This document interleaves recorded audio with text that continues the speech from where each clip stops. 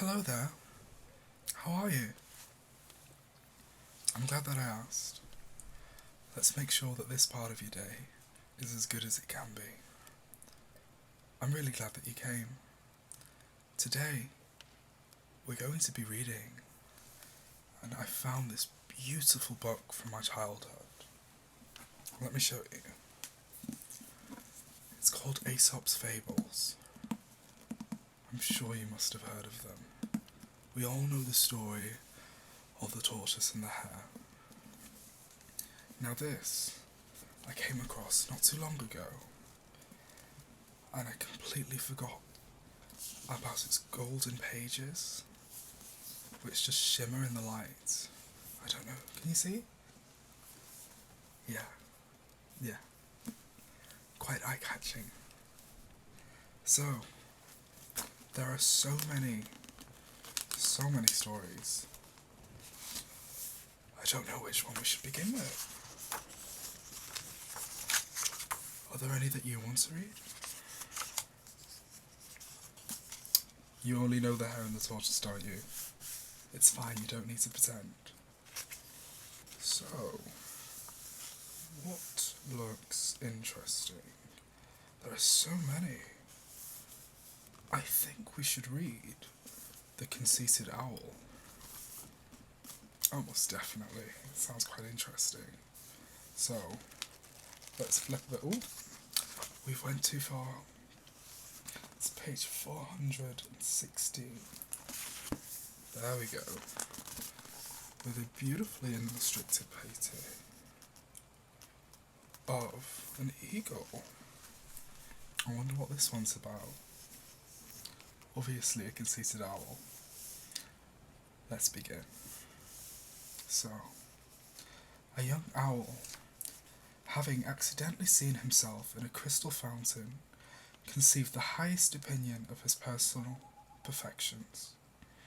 "It is time," said he, "that Hymen should give me children as beautiful as myself, to be the glory of the night and the ornament of our groves.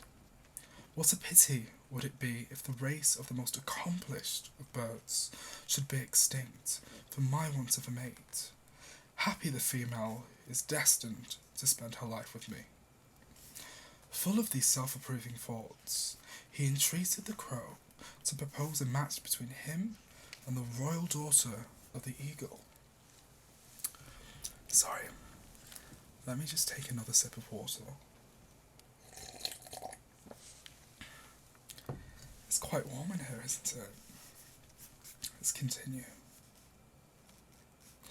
"Do you imagine," said the crow, "that the noble eagle, whose pride it is to gaze on the brightest of the heavenly luminaries, will consent to marry his daughter to you, who cannot so much as open your eyes whilst it is daylight?"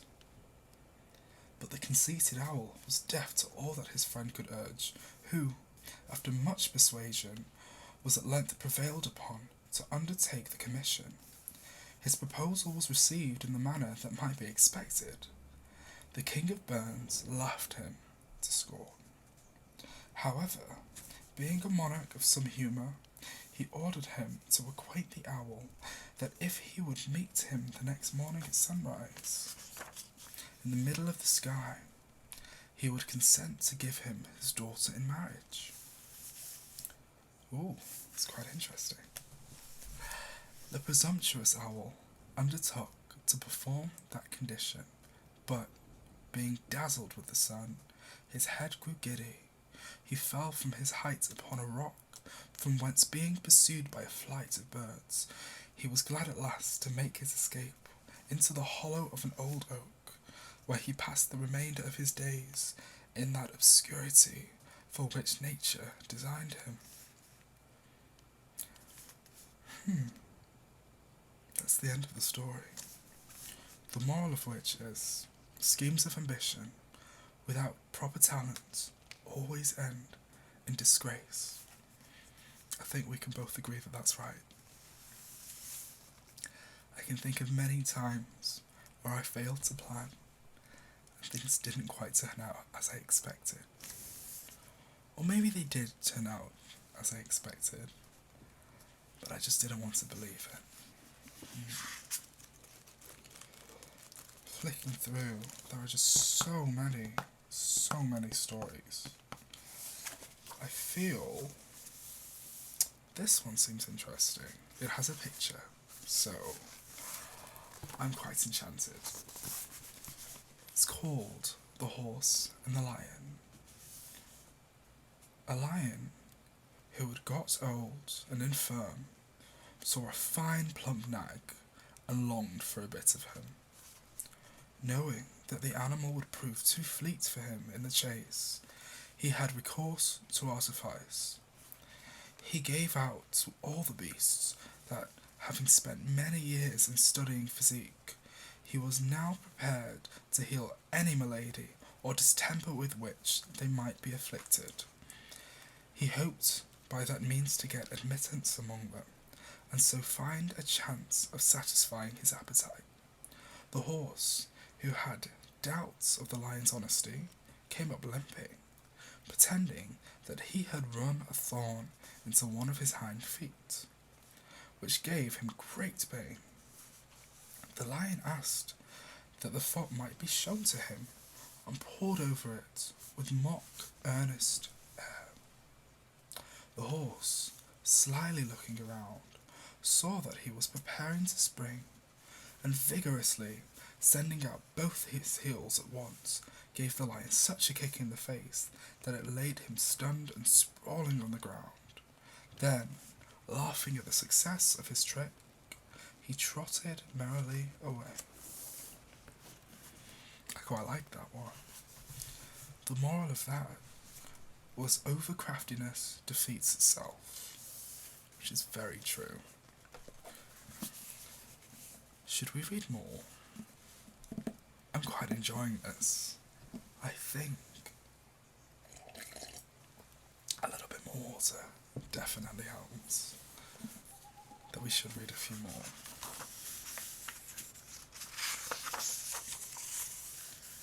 There are just so many to choose from. Shall we read? Let's look for The Dog and the Crocodile. What page was that again? The Dog and the Crocodile. Which I have definitely lost the page.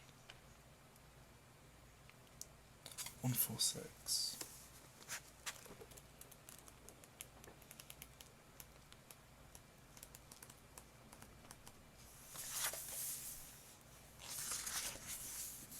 Almost.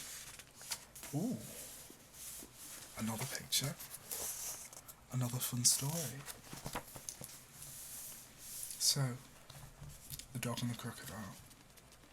A dog, running along the banks of the Nile, grew thirsty, but fearing to be seized by the monsters of that river, he would not stop to quench his thirst, but lapped as he ran.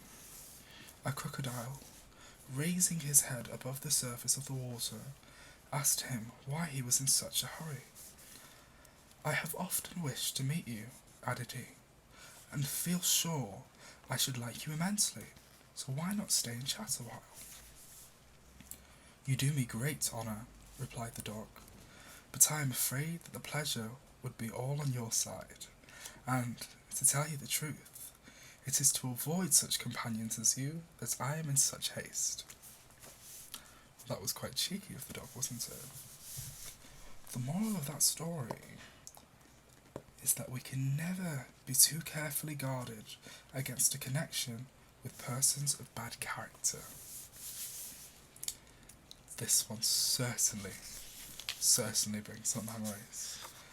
There have been many people that you have to be wary about.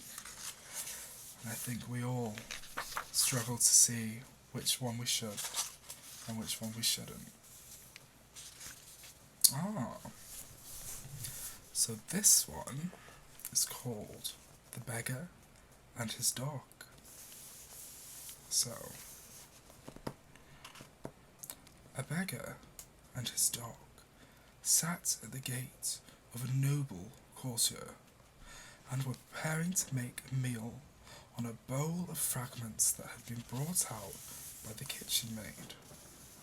A poor dependent of his lordship's, who had been sharing the singular favour of a dinner at the steward's table, was struck with the appearance, and stopped a little to observe them. The beggar, hungry and voracious as any courtier in the Christendom, seized with greediness the choicest morsels and swallowed them to himself. The residue was divided into portions for his children. A scrap was thrust into one pocket for honest Jack, a crust into another for bashful Tom, and a luncheon of cheese was wrapped up with care for the little favourite of his hopeful family. In short, if anything was thrown to the dog, it was a bone so closely picked that it scarce afforded a pittance to keep life and soul together. How exactly alike, said the dependent, is this poor dog's case and mine. He is watching for a dinner from a master who cannot spare it. I, for a place from a needy lord whose wants, perhaps, are greater than my own, and whose relations are more clamorous than any of this beggar's brats. Wow. That was quite upsetting. The moral of that is, 'tis misery to depend upon patrons whose circumstances make their charity necessary at home. And it's true, not everyone is able to give you a lot. However, be grateful when they do give you a little. Let's have a little more water. And I'll read you one more story. So, this one seems interesting. It's called The Spectacles. Something tells me it's going to be funny. Jupiter one day, enjoying himself over a bowl of nectar and in a merry humour, determined to make mankind a present. Momus, who was appointed to convey it to them, mounted on a rapid car, and was presently on earth. "Come hither," said he. "Ye happy mortals, great Jupiter has opened for your benefit his all-gracious hands. It is true, he made you somewhat short-sighted, but to remedy that inconvenience, behold how he has favoured you." So saying, he loosened his portmanteau, an infinite number of spectacles tumbled out, and mankind picked them up with great eagerness. There was enough for all, every man had his pair, but it was soon found that these spectacles did not represent objects to all mankind alike, for one pair was purple, another blue, one was white, and another black. Some of the glasses were red, some green, and some yellow. In short, there were all manner of colours, and every shade of colour. However, notwithstanding this diversity, every man was charmed with his own, as believing it the best, and enjoyed, in his opinion, all the satisfaction of truth.